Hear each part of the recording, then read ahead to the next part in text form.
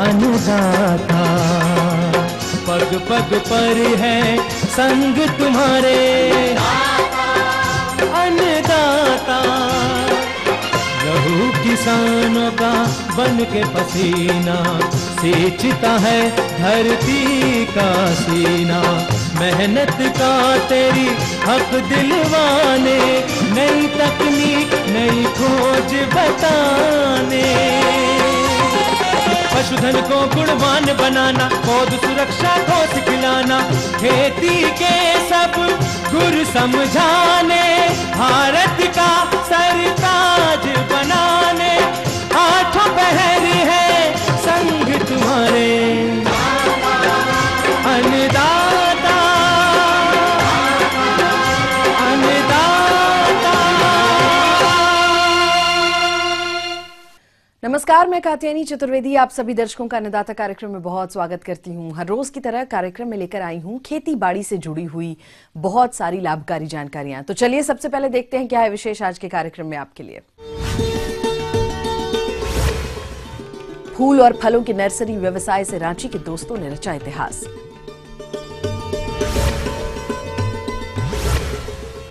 भरपूर पैदावार के लिए कैसे करें बोरो धान की रोपाई।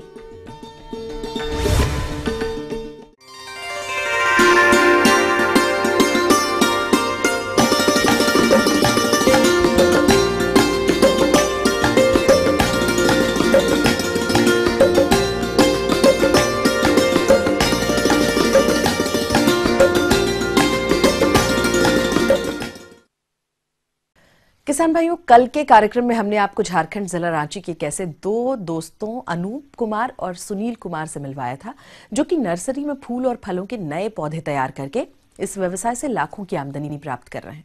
आज हम इसी कड़ी को आगे बढ़ाते हुए इनसे जानेंगे कि आखिर इन्होंने इस व्यवसाय की शुरुआत कैसे की और नर्सरी में पौधों की तैयारी से लेकर उनका प्रबंधन कैसे करते हैं। तो चलिए इसके लिए एक बार फिर मुलाकात करते हैं सुनील कुमार और अनूप कुमार से।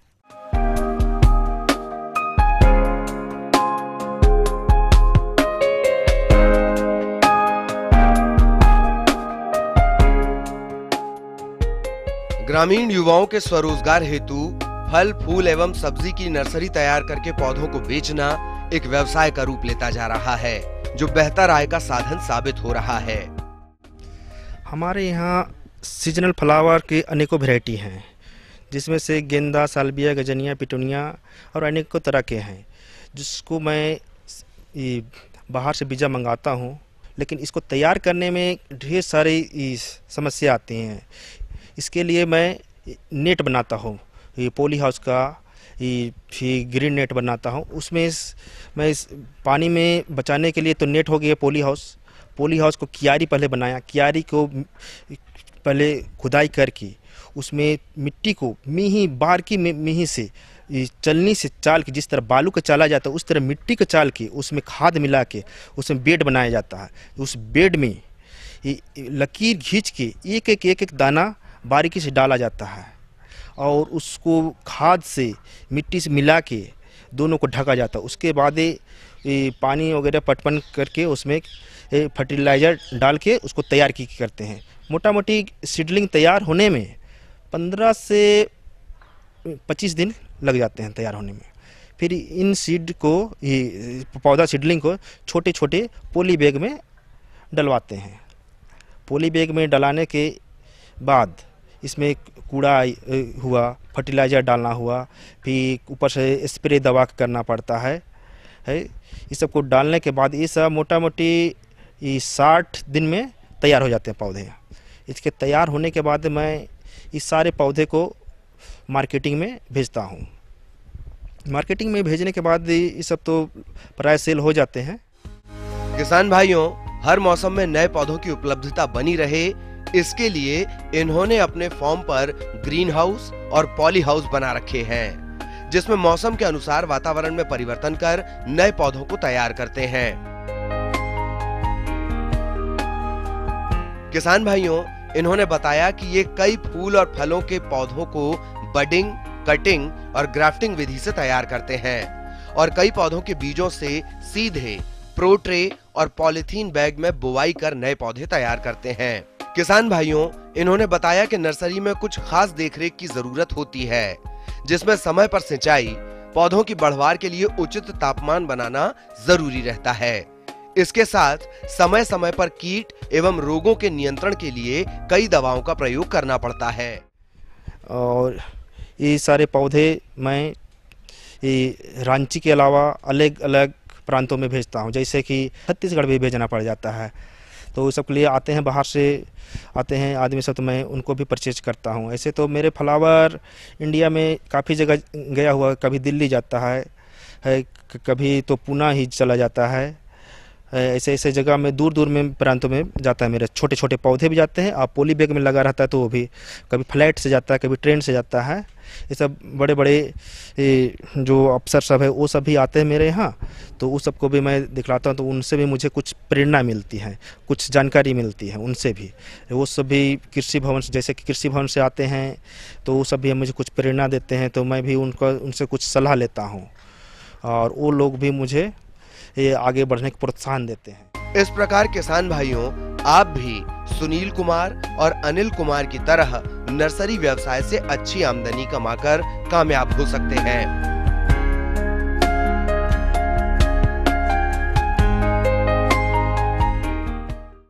तो ये थी कुछ उपयोगी जानकारियां। एक छोटे से ब्रेक के लिए यहाँ रुक रहे हैं, जल्द लौटेंगे।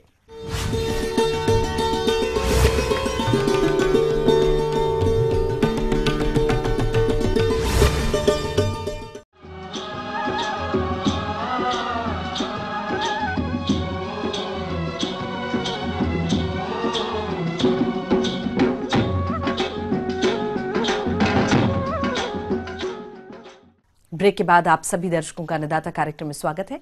चलिए रुख करते हैं अगली कड़ी की ओर।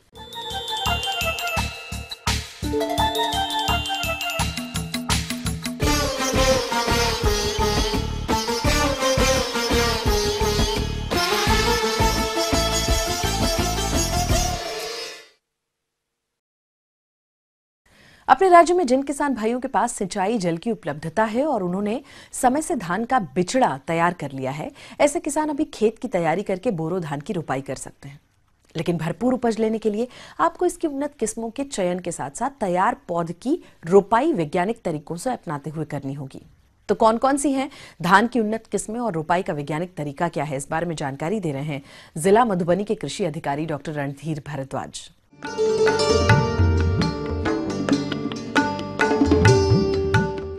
बोरो धान की खेती की जो उन्नत तरीके हैं।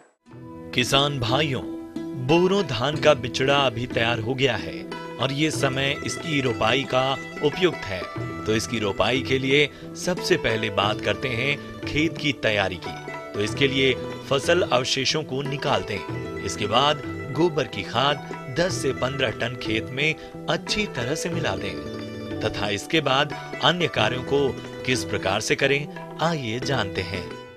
बोरो धान की खेती के लिए जो जमीन की तैयारी मुख्य है, खेत की तैयारी, उसके लिए हम लोग गहरी जुताई करते हैं और गहरी जुताई करके रोटावेटर एक यंत्र आता है, उससे जुताई करके और खेत को समतल बनाकर और कदवा करने के पश्चात उसमें धान की रोपाई करनी चाहिए। बोरो धान में उर्वरक व्यवहार एवं प्रयोग के लिए किसानों को मिट्टी जांच के उपरांत ही खाद एवं उर्वरक की जो आवश्यक मात्रा है वो प्रयोग करना चाहिए।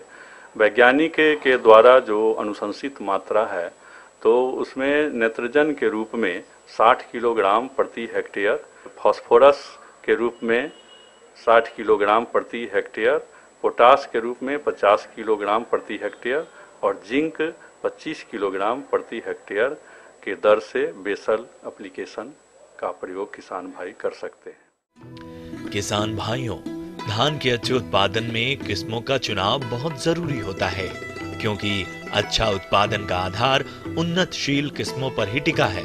तो अपने क्षेत्र की जलवायु के अनुसार किस्मों का चयन करना चाहिए। तो अपने प्रदेश के लिए धान की कौन कौन सी किस्मों का चुनाव करें तथा बीज उपचार किस प्रकार करें, आइए जानते हैं। इसके लिए उपयुक्त प्रभेद गौतम, राजेंद्र, भगवती, प्रभात और रिछारिया एक संकर धान का भी प्रभेद बोरो धान के लिए उपयुक्त पाया गया है, जिसका नाम CR धान 701 CRHR 32 प्रभेद के नाम से जाना जा रहा है और बीज दर 50 किलोग्राम प्रति हेक्टेयर है। बीज का उपचार पूर्व में ही कर लें तो रोग लगने की संभावना कम होती है। बीज उपचार के लिए, धान के बीज के उपचार के लिए 1 से 2 ग्राम कार्बेंडाजिम प्रति किलो बीज के दर से और उसको मिलाकर अच्छी तरह से बीज बोएंगे तो रोग की संभावना कम जाती है। इसमें श्री विधि से धान की रोपाई भी की जा सकती है। रोपनी का उपयुक्त समय जनवरी के अंतिम सप्ताह से फरवरी के मध्य तक इसकी रोपनी की जा सकती है।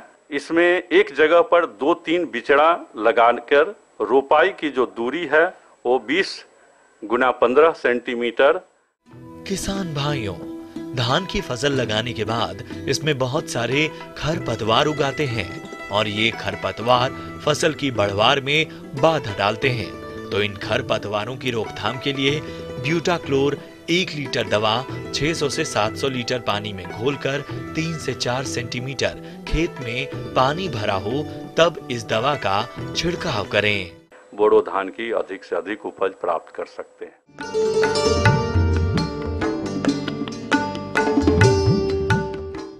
तो आगे और भी कुछ रोचक जानकारियां हैं, लेकिन यहाँ एक छोटे से ब्रेक के लिए रुकेंगे, जल्द होंगे हाजिर।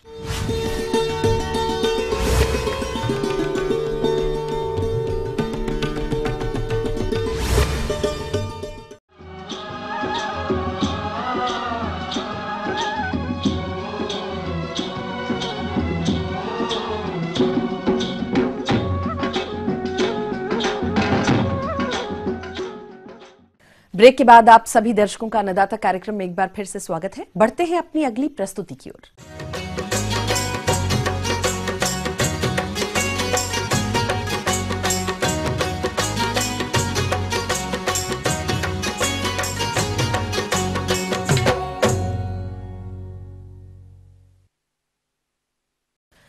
हमारे जिन किसान भाइयों के खेत खाली हैं और सिंचाई जल की व्यवस्था है, उनके लिए ये समय ग्रीष्मकालीन भिंडी की बुआई के लिए एकदम उपयुक्त है।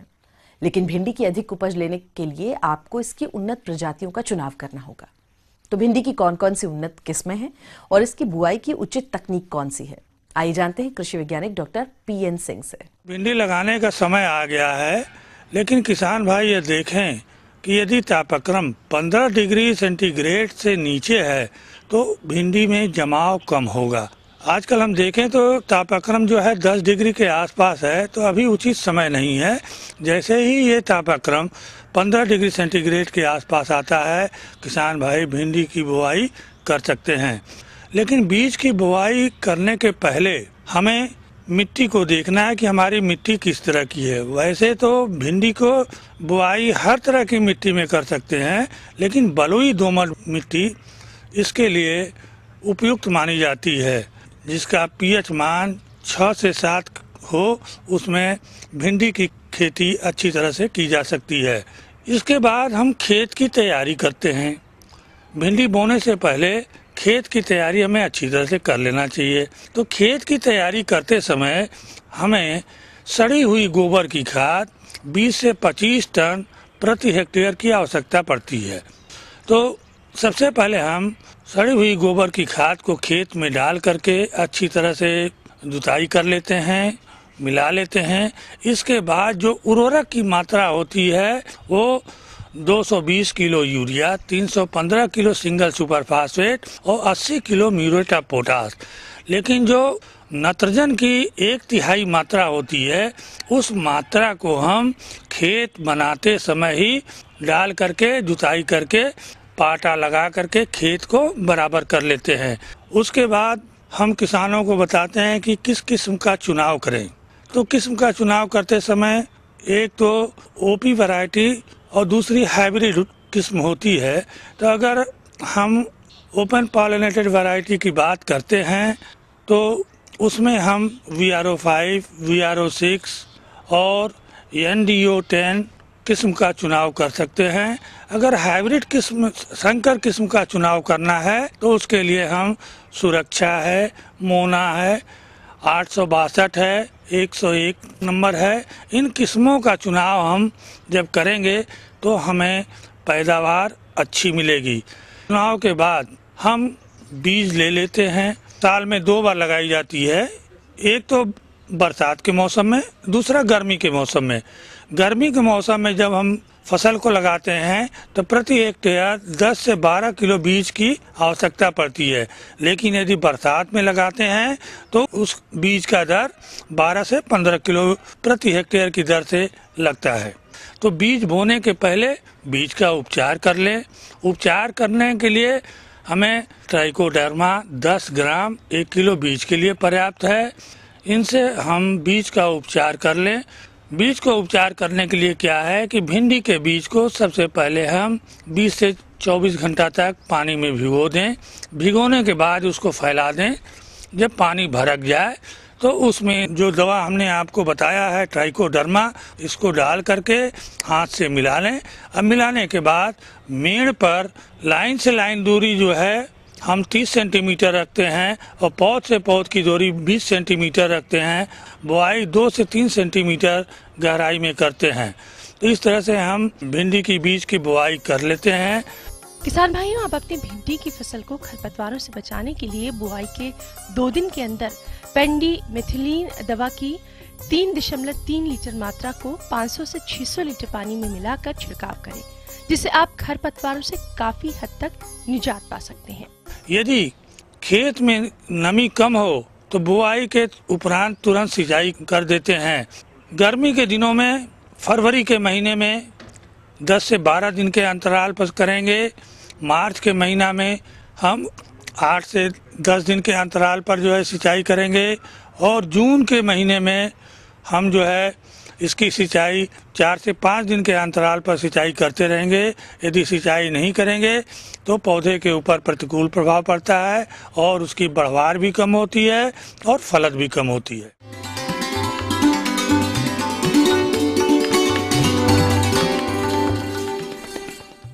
तो अन्नदाता हेल्पलाइन निशुल्क फोन संपर्क सेवा के माध्यम से आपके द्वारा पूछे गए प्रश्नों में से 1 या 2 महत्वपूर्ण प्रश्न को हम अपने कार्यक्रम में शामिल करते हैं और इसी के तहत आज का चयनित प्रश्न और उसका जवाब इस प्रकार है।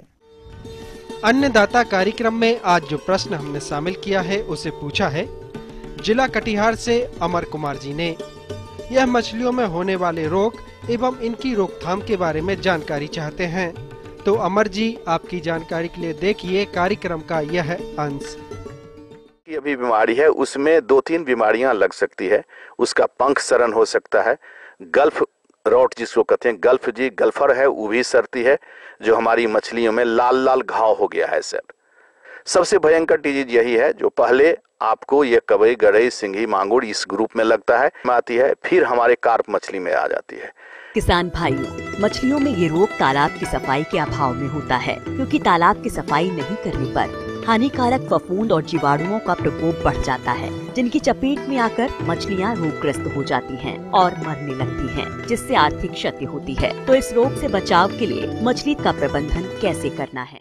तो इस बीमारी को से बचाव के लिए निश्चित रूप से तालाब में किसान को चाहिए जो 2 क्विंटल प्रति हेक्टेयर की दर से इसमें चूना डाल दें।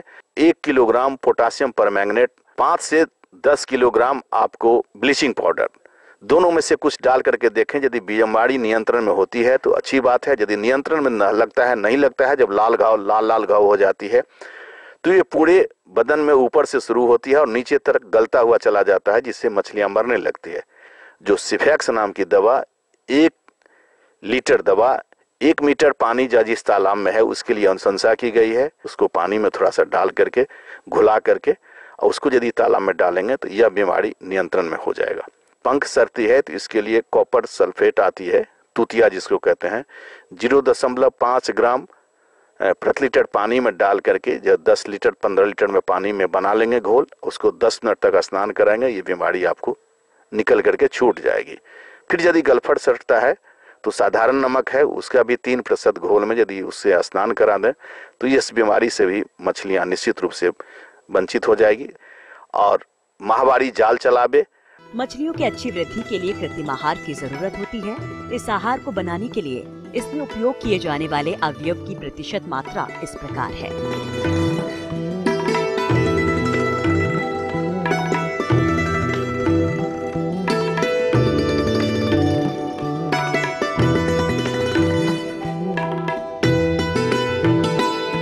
आहार को देने के लिए इन मिश्रणों को थैले या बोरे में भरकर बोरे के निचले हिस्से में छोटे छोटे छेद बनाकर बांस के सहारे तालाब में लटका देना चाहिए, ताकि मछलियां बोरे के छेदों से धीरे धीरे भोजन करती रहें।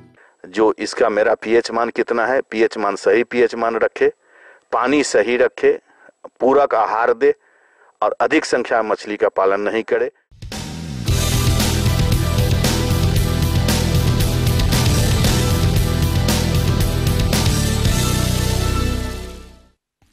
तो राज्य की विभिन्न मंडियों में कृषि उत्पादों के चढ़ते और उतरते बाजार भाव की संक्षिप्त जानकारी इस प्रकार है।